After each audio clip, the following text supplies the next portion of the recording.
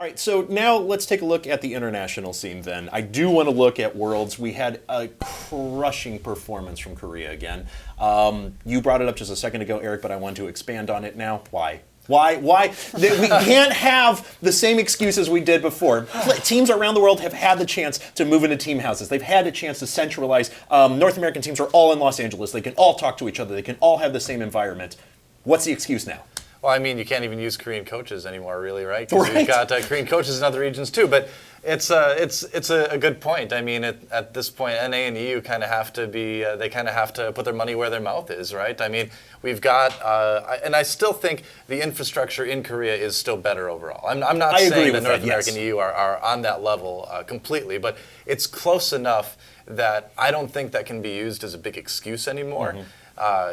It really, I mean, when you look at it now, and Lusboy, formerly of TSM, their support player, recently did a video blog that was then translated into English about, that included some stuff about that very thing. And it sounds like he's saying what I've heard and what a lot of us have heard from other players in NA and EU, that the dedication to practicing and refinement just isn't there like it is in Korea, and I think China to a certain extent too. I think it's a little bit better in China than NA and EU, I would say.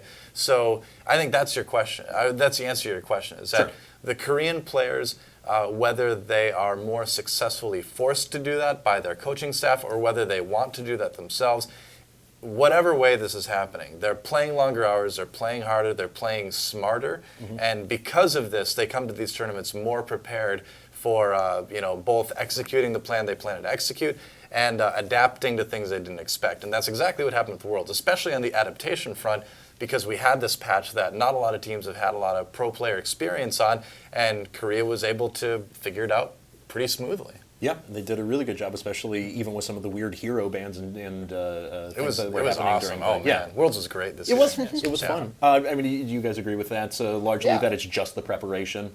I think so, and I think that this Worlds is going to be sort of a kick in the pants to a lot of the Western teams and the Chinese teams as well, saying like you can't just sit back and expect to win your region and then do well at Worlds. Sure.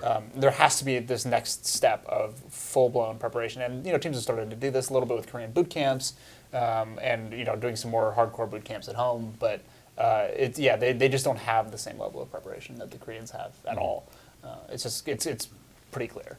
Is there anything to there not being a lot of interregional competition over the course of a league year? You have your All-Stars, you have off-season matches, you have Worlds, yes, but there's not a lot of opportunities for competitive teams who are in LCS in Europe to play against Korea, for example, or China.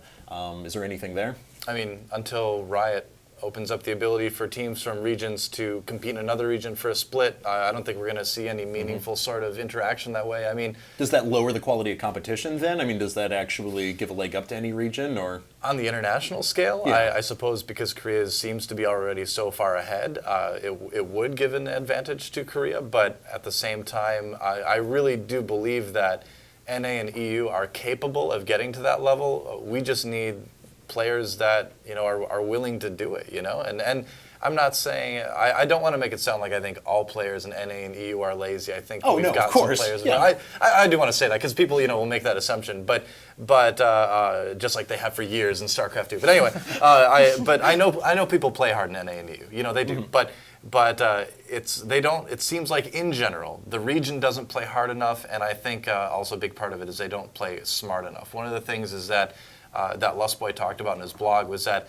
the scrims end faster, the practice games, between pro teams end quicker, and that if something goes wrong, they're like, okay, GG, let's move on to the next one, which is bad. That's bad preparation, right? Because things aren't always going to go perfectly in a tournament match, and if they go badly, you can't just go, oh, GG, because if you do that, you lose. You have to adapt, and so something that Sir Scoots was talking about last week in regards to CS:GO, because we asked a similar question: why are Europeans dominating so much at CS:GO? And one of the points he brought up was that Americans play scrims to win.